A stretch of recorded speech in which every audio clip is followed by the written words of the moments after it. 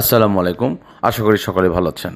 আমি এখন আপনার সাথে আলোচনা করব আমরা নেটওয়ার্ক এই শেয়ারের যে একটা কারসাজি তদন্ত করছে বিএসইসি, এই বিষয়ে বাংলাদেশ সিকিউরিটি এক্সচেঞ্জ কমিশন যে একটি প্রক্রিয়া শুরু করেছে সেটা নিয়ে আপনার বিস্তারিত আলোচনা করব। আমার সাথে থাকার জন্য আপনাদেরকে আন্তরিক অভিনন্দন জানাই।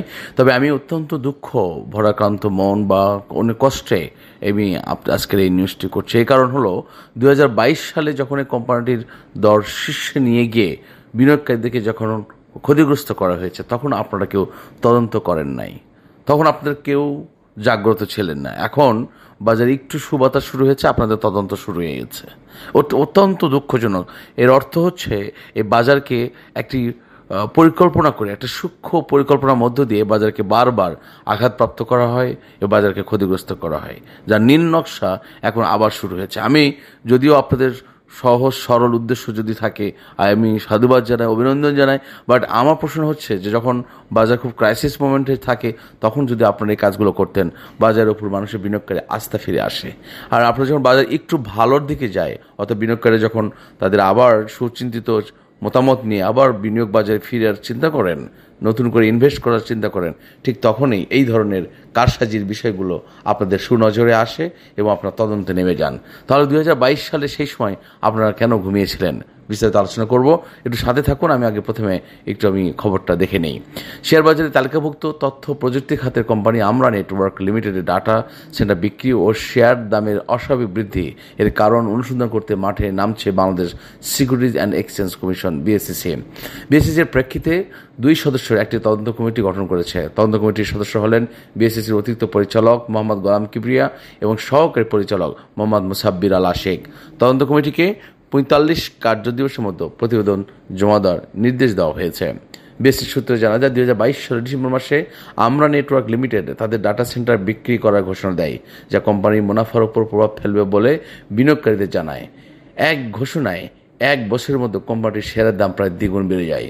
এই অস্বাভাবিক বৃদ্ধির কারণ এবং ডাটা সেন্টার বিক্রির প্রকৃত সুবিধা বা উদ্দেশ্য খুঁজে বের করতেই বিএসইসি এই তদন্তে নেমেছে। বাজার পর্যবেক্ষণে দেখা যায় 2022 সালের 1 আগস্ট আমরা নেটওয়ার্কের সর্বনিম্ন মূল্য ছিল 36 টাকা 10 পয়সা। 2023 সালের 30 জানুয়ারি এটি সর্বোচ্চ 72 টাকা 50 পয়সা উন্নতি হয়। পরবর্তী জুন মাসে এই মূল্য আরও বেড়ে 82 টাকা 80 পয়সা দাঁড়ায়। অর্থাৎ ডাটা সেন্টার বিক্রির সংবাদ প্রকাশের পর 1 বছরের ব্যবধানে কোম্পানিটির শেয়ারের দাম প্রায় দ্বিগুণ বেড়ে যায়। এরপর 2024 সালে কোম্পানিটির 22 টাকা প্রিমিয়াম সহ 30 টাকায় 1:2 অনুপাতে রাইট শেয়ার ছেড়ে শেয়ার বাজার থেকে 92,97,99,120 টাকা উত্তোলন করে।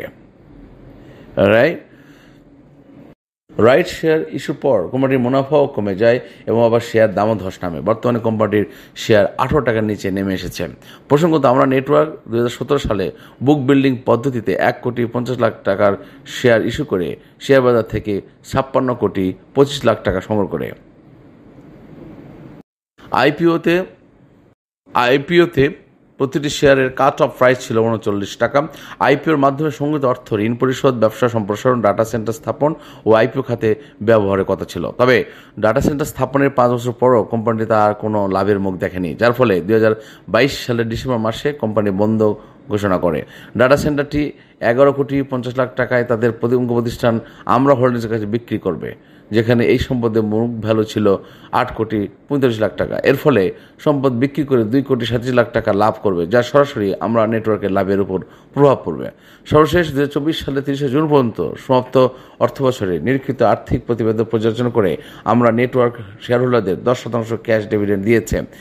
সর্বশেষ অর্থ বছরে কোম্পানিটির শেয়ার প্রতি মুনাফা ছিল 2 টাকা 46 পয়সা, যা আগের অর্থ বছরে একই সময়ে ছিল 2 টাকা 43 পয়সা। 30 জুন 2024 তারিখে কোম্পানিটির শেয়ার প্রতি নেট সম্পদ মূল্য এসে দাঁড়িয়েছে 37 টাকা 1 পয়সা। কিন্তু ডিভিডেন্ড ঘোষণা করলেও কোম্পানিটি ঘোষিত ডিভিডেন্ড শেয়ার হোল্ডারদের মাঝে বিতরণ করতে পারেনি। এরপর ডিভিডেন্ড বিতরণের নির্ধারিত সময় পেরিয়ে গেলে কোম্পানিটি শেয়ার জেড ক্যাটাগরিতে নেমে যায়।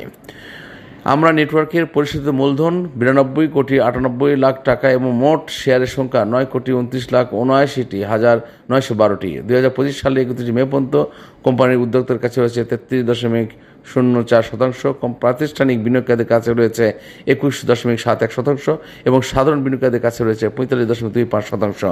এখন আলোচনা শুরু করি যে আপনারা এই সময় যে 2022 সালে তদন্ত কেন যাচ্ছেন। আগে তো আপনার ধরা উচিত যে 2024 সালে তারা যে ডিভিডেন্ড ডিক্লারেশন করলো সেটা কেন ডিসবার্স করছে না। এই বর্তমানে যে সমস্ত কর্মকর্তা কর্মচারী রানিং রয়েছে বা বর্তমানে যারা এই চোর চক্রের সাথে জড়িত রয়েছে তাদেরকে আগে আপনি আইনি আওতায় নিয়ে আসতে হবে। আপনাকে অবশ্যই আমি অভিনন্দন জানাবো যদি পুরো প্রক্রিয়াটি সৎ উদ্দেশ্য বা পুরো প্রক্রিয়াটা যদি এই বিনিয়োগকারীদের পক্ষে গিয়ে আপনারা দাঁড়ান তাহলে আমি অবশ্যই অভিনন্দন জানাবো। বাট আমার প্রশ্ন হচ্ছে যে আগে যে সময় আপনারা 2022 সালের এই যে একটা নাটকচক্র হলো যে এক বছরের মধ্যে শেয়ারটি আপনার দ্বিগুণ দাম বৃদ্ধি করা হলো, সেখানে কেন এখানে আবার আপনারা নতুন করে এই চুরি করার সুযোগটা দিলেন? যদি আপনারা মনে করেন যে তাদেরকে রাইট শেয়ার ইস্যু করার সুযোগটা কেন দিলেন?